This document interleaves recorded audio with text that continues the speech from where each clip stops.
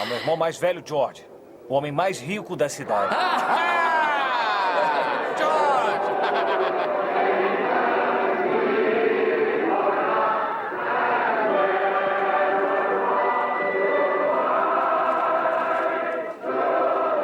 As Aventuras de Tom Sawyer. Querido George, lembre-se de que nenhum homem é um fracasso se tiver amigos. Obrigado pelas asas, carinho, Clarence. Satélite tá em manutenção, toma. Ai, eu não acredito! Poxa, que sacanagem. Podia ter avisado que estava gravando. Que isso? O outro tá convulsionando lá. Não, sacanagem isso. Agora tá sendo gravado em 2 lugares aí. Não, foi meu satélite tem manutenção. Foi muita sacanagem isso de vocês, mas tudo bem. Então tá, né, gente? Ho, né? Feliz Natal e 24 frames especial de Natal. Acho que a gente vai botar perto do Natal, sei lá. Hoje a gente também. vai falar sobre o Elfo, o filme do Will Ferrell. Ou o Grinch. O Grinch é massa, daria pra falar. Grinch. Mas enfim, gurizada. Então, seja bem-vindo a 24 frames por página, né? Tô customizada. A Vani também está com um lencinho de Natal ali, mas eu não vou usar muito tempo para não estragar a toquinha da Maria Clara, porque ela vai me xingar. Ela só não alarga. Não, ela tem ela não sei de onde que ela tira essas coisas, porque uma criança de 5 anos, ela fala palavras que ninguém nunca falou para ela, mas ela sabe as palavras. Enfim. Daqui a pouco ela vai estar que nem a Vani, lendo Nietzsche. Ela já tá aprendendo a ler, escreveu a cartinha pro Papai Noel, inclusive, né? Tem ela Nietzsche para criança. Escrever, e ela disse, tá, filho, o que tu quer escrever? E aí ela falava que ela queria escrever, e a Camila ditava as letrinhas, tal letra, ela pá, e tava lá o pedido. Nossa. Ela, minha filha tem 5 anos e acredita. Você dá razão pura. Muito. Mas vamos ver. Então tá, né? A gente vai falar sobre um filme que ele é natalino, mas, né, enfim, a conversa ali é muito mais profunda do que Natal, né? Eu até fiquei pensando, eu vi o filme pela primeira vez, né? Aliás, vi o filme colorido, embora seja preto e branco, que achei merda. Que tá mal colorido, melhor do que preto merda, e branco. Hein? Vai te ferrar com esse vintage aí. Sabe por que eu vou contar agora, rapidinho. Sabe por que eu tenho trauma de preto e branco? Porque eu até os meus 15 anos de idade, eu tinha uma TV preto e branco no meu quarto. A gente tá falando isso em 95. Né? E sabe qual era o nome da TV? Canal 100 era o apelido da TV. O canal 100. Telefunken. Não. Tá, Telefunken eu tinha também. Essa aí eu acho que era antes do Telefunken. Tá? Tinha uma que o controle remoto tinha fio, né? Não era controle remoto sem fio. Meu primeiro videocassete era assim. E aí, quando eu fiz 15 anos, uma avó minha me deu uma TV de 14 polegadas da Sharp, aquela que vinha com fone de ouvido, lembra? Uma caixinha que meu irmão estragou, filha da puta. Mas enfim, né? Então eu tenho eu jogava Alex Kidd numa TV preto e branco, cara. Eu tenho que ter revolta, né? Sou revoltado com isso. Então já tá na hora de superar isso aí, já tá mais do que na hora de pode ser. Tá. E filme preto e branco não é que tá. É que uma televisão preto e branca, numa época colorida, é uma cagada. É tu botar cor num filme preto e branco. Porque assim, o troço é feito pra ter cor, e aí tu tira a cor do troço. Então, assim, descompensa tudo, né? Tipo, quando tu tem cor, tu trabalha com tons, tu trabalha com cores, variedades. Eu quero cor. Tu tira a cor, tu tira a cor do preto e branco, fica uma merda. Agora, por exemplo, quando tu bota a cor no preto e branco, sabe? Porque o preto e branco ele é pensado para ser preto e branco. Quando tu bota a cor, tu fica assim, isso sim, eu entendo. Mas enfim, né? O Duda já falou, a Vani já falou, mas o filme A Felicidade Não Se Compra, né? O Duda vai fazer aí. It's a Wonderful Life, filme de 1946, dirigido e produzido por Frank Capra, estrelando James Stewart e Donna Reed, Lionel Barrymore e Henry Travers, que são os personagens principais, né? O James Stewart é o principal, que é o George Bailey. A Donna Reed é a Mary March, isso, depois vira Mary Bailey. O Lionel Barrymore, que se eu não me engano é avô da Drew Barrymore. Sim, é uma família. A família Barrymore é uma família. O Lionel Barrymore, ele é cinéfila. Total. Ele, se eu não me engano, George Maurice Barrymore. Ele é tio Não, ele é tio do John Barrymore e ele é, no caso, tio-avô da Drew Barrymore. Ele é tio-avô, tio-bisavô da Drew Barrymore. O John Barrymore, que trabalhava também era ator de filmes das antigas, que é o avô da Drew Barrymore. Ele é tio-avô. Ele, o Lionel Barrymore, que é o velhão, que ele é bem caricato. Né? Parece o Scrooge, daquele do Conto de Natal. Mas a ideia é mais ou menos essa, né? A ideia é total, ele é um vilão caricato. E o Henry Travers é o Clarence Oddbody, que é o anjo da guarda. O anjo. Ai, mimoso. Né? Que é genial. O filme mas assim, ó, tem vários filmes que imitam esse, né? Esse foi o primeiro. Sim. Tem um filme que é o Homem de Família, com o Nicolas Cage. Esse filme, quando eu vi, cara, nunca vou esquecer. Uau. Né? Mas esse Homem de Família, assim, eu tava num momento, né? Foi bem antes, faz muito tempo, na verdade. E também não precisa se expor tanto, né, Vani? Dá pra se expor até ali só, né? Mas família. Tem um outro que eu não lembro o nome, que o cara tipo assim, ele erra uma bola, que é um jogo decisivo, e aí o anjo vem e ele, então eu queria ter acertado aquela bola. E aí ele volta no tempo e acerta a bola e muda toda a vida dele. Tem vários filmes assim, né? De segunda chance, de tentativa, de ver como era. Mas eu acho que todos são no sentido da tua existência ser diferente, não de tu não existir. Não afetar a vida das pessoas quando tu não existe mais. A existência porque esse é o ponto, né? Esse é o ponto da It's a Wonderful Life. Nietzsche aos 4 anos, olha aí, a percepção é outra, né, Duda? O ganho aos 4 e a Vani lendo Nietzsche. Então é isso aí. Mas boa, essa aí é verdade, de não existir, eu acho que é verdade mesmo. Mas esse filme ele tem alguns probleminhas, assim, por exemplo, que tu percebe quando tu vê, assim, por exemplo. Problema. Isso não é problema.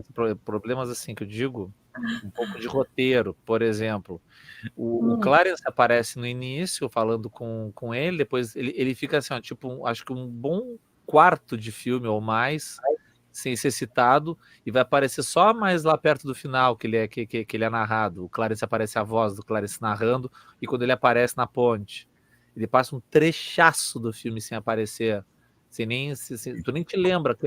Tem o anjo, pois é, sabe quando ele volta. Mas o anjo, quando ele aparece, na verdade, no início, vou defender o filme, meu querido. Eles estão ali, ele tá falando lá, e vocês vão contar a história dele para você. Mas então o que acontece? Aí a história tá se desenrolando. Exato, quando a história desenrola, ele passa um trechão, sem dar uma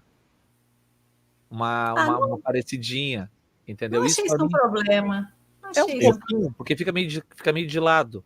E a parte e é um filme de 2 atos, assim, tem 2 atos, né? Tem a primeira metade, que é toda a vida dele, depois a metade ali pro final é o presente. Presente não, né? A parte do que interessa pro anjo tá ali. E eu acho que tem uma coisa que me incomodou no filme, assim, a Vani acho que fala primeiro também sobre isso, mas só uma coisa de incomodar de roteiro mesmo, assim. A hora que o tio perde o dinheiro, cara, ele contou o dinheiro ali, ele botou o dinheiro no envelope, tudo bem dele achar que ter perdido dentro do banco. Agora, sair procurando as coisas por aí, na rua, na casa dele, assim, dentro do banco. Sabe por que não é problema de roteiro? Não. Sabe por que não é problema de roteiro? Isso não é problema de roteiro. Porque o tio vivia com aquilo de ter coisinha amarrada. Pra ele lembrar. É pra ele lembrar. Aquilo assim, ó, entendeu? Amarrar uma coisinha assim na coisa. Vou entregar. Uma pessoa muito próxima de mim, que mora comigo, assim, que é tipo assim, que é minha, sabe? Amor da minha vida. Que é tua esposa. Quando foi fazer o exame eu não vou falar quem é. Não, a gente não nem imagina. Nossa, quem será? Quando ela foi. Vamos inventar um nome. Quando ela foi fazer o exame de direção, quando ela tinha 18 anos. Direita e esquerda, mentira.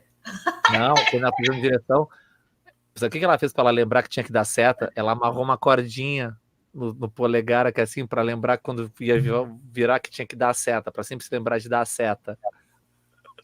Aí ela disse que o examinador falou assim para ela: e esse cordinha aqui? Isso aqui é para dar sorte, é simpatia. Com o jeito dela. Então eu não peguei Eu não peguei essa parte, então. É que eu ali meio mas né, gente?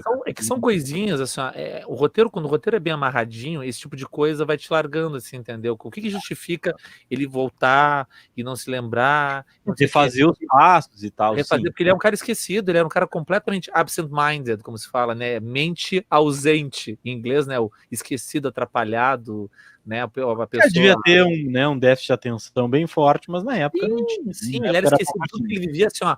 Não sei o que, o cara tá aí, ele olha assim na mão dele, aí ele se lembra que ele era aquele monte de coisa amarrada na mão, ele vai lá fazer o início. É ali que é plantado o... Nada como ter pessoas com melhor visão, mas eu não peguei essa parte mesmo. Eu acho que nada com pessoas que viram com mais calma o filme. Não, é que tudo é o carteiraço da literatura, eu dou o carteiraço do cinéfilo nerd, entendeu? Desculpa, tá? Esse é o meu carteiraço. Pode ser, vai. Cinéfilo. Mas e aí, Vani, fala aí o que achasse do filme, né? Essa escolha natalina aí, enfim, dá uma... Jingle Bell, acabou o papel, não faz mal. Jingle Bell. Agora, toda vez que a gente grava, o Duda tem que dar o tostão da sua voz, ele tem que fazer uma parte musical. A gente podia ter falado de Mean Girls, né? Garotas Malvadas, que tem aquela cena mais errada da história do cinema, né?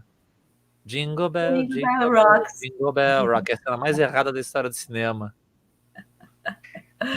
Tá, mas então, falando de A Felicidade Não Se Compra, eu adoro esse filme.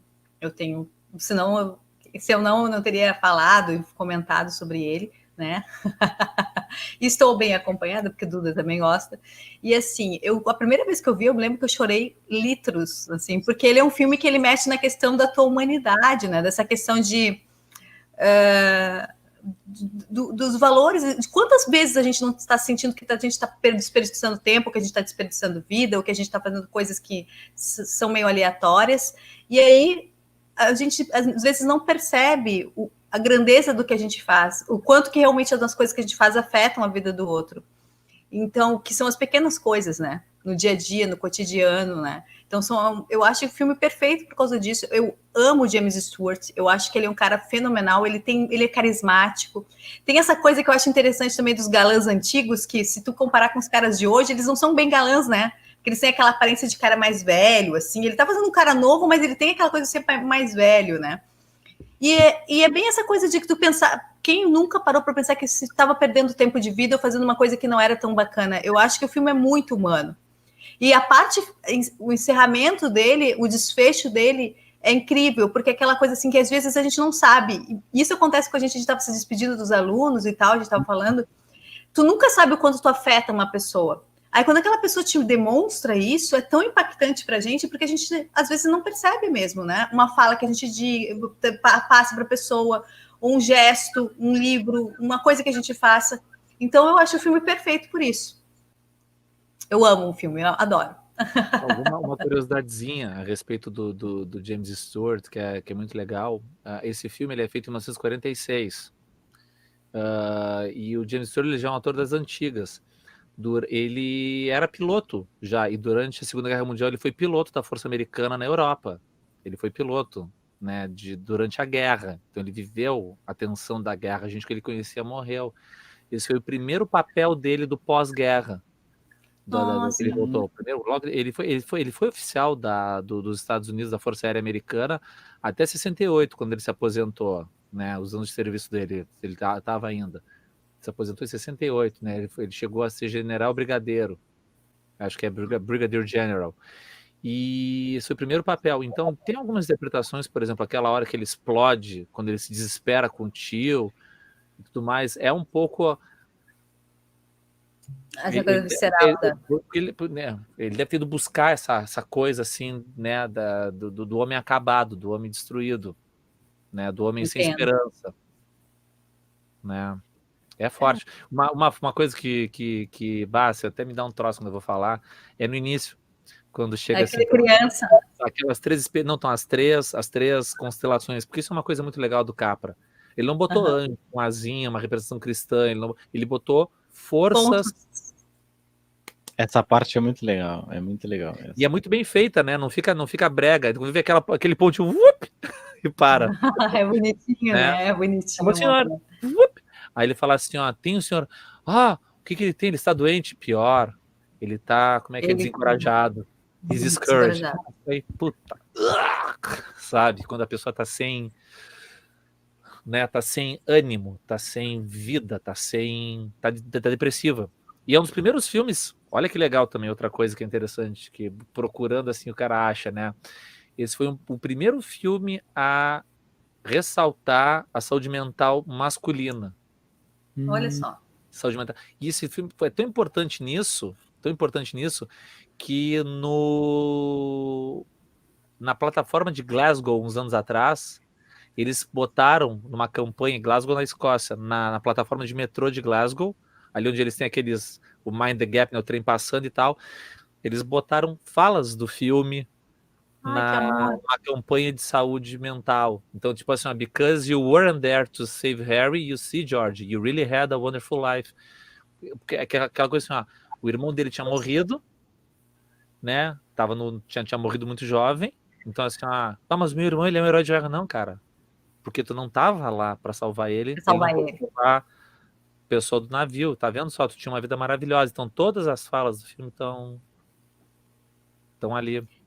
Eu acho lindo também que ele começa, a personalidade dele, tu vê ele pequeno, né? Aquela história quando ele vai ajudar o farmacêutico ali, que ele pega e o cara estoura o ouvido dele de novo. E eles, não, o senhor colocou uma coisa errada, não sei o quê. Aquela coisa da criança que quer ajudar e que ele passou pro resto da vida, né? Mas tem uma outra coisa que acontece, que o Duda tá falando dessa coisa de saúde mental, que o personagem dele tá sempre se negando alguma coisa, né? Ele tá sempre deixando alguma coisa, ele tá sempre se deixando de lado, sempre se deixando de lado, né? Ele abre mão. Ele tá sempre se deixando de lado, sempre se deixando de lado. Então, isso é uma coisa que quando ele pensa que ele vai conseguir fazer a viagem, colocar aqueles selos na mala, aquela mala gigante dele. Então, isso é uma coisa, eu acho que é interessante porque mostra que realmente que muitas vezes a gente se deixa de lado, assim, né? E não foi para a guerra, porque, né, não pôde ir para a guerra. Do ouvido, não pôde viajar por causa, não foi na lua de mel, porque teve que dar o dinheiro. Quebrando. Então, sempre se colocando em segundo plano por conta das circunstâncias da vida. E é uma coisa que acontece muito mais do que a gente pensa, não é uma coisa de filme, assim. Mas ele é um filme que ele fala de duas coisas principais. Tá, tudo bem, isso que vocês já disseram, né? A gente não consegue. Eu acho que, de certa forma, tu não consegue mensurar a tua real importância na vida de alguém, né? Tu pode até em algum momento a pessoa falar para ti assim, tu foi importante para mim porque tu me ajudou, né, a abrir minha cabeça nas tuas aulas, blá, blá, blá, blá, beleza. Mas o quanto isso, né, em que momento, não tem como, não dá para mensurar, tem questão de família, né? E raras vezes as pessoas chegam e falam isso pra gente. Eu já tive 2 experiências assim, que o cara falou assim, que eu nem me lembrava, e o cara assim, me ajudou um monte. O cara me falou assim, uma vez, isso é engraçado, né? Tu nem se dá conta. Eu trabalhava na Estúdio CDs, aí tinha um amigo meu, assim, na época era só conhecido, que ia lá, e o cara falava assim, pois é, o cara tava sempre lá, né, assim, comprando CD e tal. Pois é, cara, passei no concurso da Caixa, que legal, velho, da Caixa Federal. Pois é, só que eu tô indo me mudaram pra Dom Pedrito, cara. Eu ia estar triste também. Se alguém tá de Dom Pedrito. Velho, dá nada, cara. Morei 1 ano em Dom Pedrito, a cidade é pequenininha, mas passa rápido, é super legal. Em seguida tu consegue uma transferência pra cá. A cidade é pequena, assim, não tem, vai juntar dinheiro, tu vai poder fazer tuas coisas lá assim de boinha, sabe, calmo. Tem que sacar. O cara, porque era verdade, tinha passado 1 ano em Dom Pedrito trabalhando lá e tal. E o cara foi, esses tempos, a gente tava falando assim, né? O cara falou uma coisa e tava assim, não, porque assim, cara, tu não sabe, mas tu me ajudou um monte. Eu, como assim, cara? Porque eu tava chateado aquele antes de Dom Pedrito e eu fui pra lá mesmo e foi tribom, porque eu fiquei lá, fui promovido no banco, passou super rápido, voltei, tu fica assim, caralho, velho. Viu? Vou lá pegar o empréstimo contigo, então, com juros rápidos, né? Sabe, esse tipo de coisa, assim, que não é importante, não é importante na hora que se fala. Tu tá sendo tu, e isso, sabe, tem, às vezes aquele empurrãozinho que a pessoa precisa, sabe, É verdade. Mas além, então, dessa parte de mensurar, tem essa coisa de tu abrir mão, né? E abrir mão para na verdade, assim, ele ele acabou, algumas coisas ele não teve escolha, né? Outras ele abriu mão, tipo, pro irmão, né? Aquilo ali ele abriu mão pro irmão dele, né? Mas também uma outra coisa que eu acho interessante ali é o fato dele não fora daqui, eu não vou ser feliz aqui. E isso, na verdade, talvez esse sentimento foi o sentimento que acabou gerando uma frustração maior, porque ele sempre quis sair dali. Tudo bem, pensa assim, mas ele queria viajar. Não, ele não só queria viajar, ele queria viajar, conhecer o mundo e fazer coisas grandiosas em outro lugar dos Estados Unidos, mas não lá naquela cidade, né? Então, isso que é uma coisa... eu digo que a vida é engraçada. Eu sempre quis ir embora de Rio Grande, né? Eu rindo de Dom Pedrito e moro em Rio Grande, mas vamos combinar que menos pior Rio Grande no Cassino, né, do que Dom Pedrito, mas enfim. Eu acho legal que o pessoal do Cassino fala no Cassino como se fosse uma cidade. Eu moro no Cassino. Cassino é uma cidade. Cassino é uma cidade. Cassino tem 60 mil habitantes, cara. Cassino é uma cidade. Entendeu? Ó, tem caixa, tem banco, tem supermercado, tem praia e tem correio, cara. Tem o TI Covid? Tem o TI Covid? Covid tá, né, hoje mesmo, né, hoje já é dia 12 de dezembro, às 3 da manhã, e nós estamos na bandeira preta. Eu não sei como é que vai ser amanhã de manhã, mas enfim, né, isso aí acontece. Né, mas é engraçado, eu sempre quis ir embora daqui, né, eu acabei indo embora, depois meus pais se mudaram, fui morar numa cidade que tem 20 mil habitantes, vamos combinar, Cassino é 3 vezes maior. Como é que é o nome da cidade? Guaporé. Guaporé, toma. Queria tanto sair daqui pra Guaporé, desgraçado. Mas foi legal. Depois que eu não curti muito, mas né, a minha adolescência lá foi legal, não posso reclamar.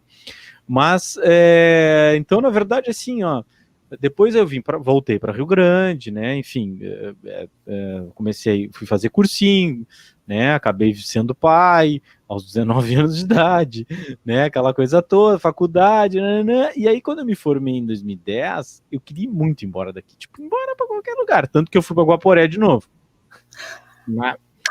Mas era só um ponto de passagem, porque eu só ia lá passar 6 meses, porque eu tinha feito, olha a loucura, eu tinha feito uma entrevista, cara, eu tava em Porto Alegre, aí eu tinha um turno livre, e eu disse, o que eu vou fazer, cara, né, vou dar uma volta, não sei o quê. E aí eu resolvi pegar o jornal de empregos, assim, aí eu olhei ali, seleção para trabalhar em navios, não sei o que, eu vou nesse, era muito perto da casa do meu amigo, eu falei assim, eu vou lá nesse troço, olha a ideia, fui, passei, aí perguntaram assim, até quando tu vai ficar aqui? Aí eu falei, eu vou embora amanhã, tu pode ficar até mais 2 dias? Eu falei, posso, já tinha me formado, tava ali, eu falei, posso, tá, não tem problema. Aí fui fazer outra entrevista, aí a mulher, meu inglês de Friends, tá, desculpa, valeu, né, e na época eu tinha feito 3 anos de francês na faculdade, então eu tava umas parladas legalzinhas assim, né, uns parley, como é que é? Uma parlada em francês. Né? Parley, mas eu falei em português, né, dá umas parladas. Parler ou parlada em italiano, né? Tá sabendo bem. Eu tô sabendo muito mesmo. E aí, então, foi boa essa. E aí eu falei, tá, beleza. E aí a mulher disse, tá, tu tá contratado, só que é pra que é 10 meses. Eu falei, beleza.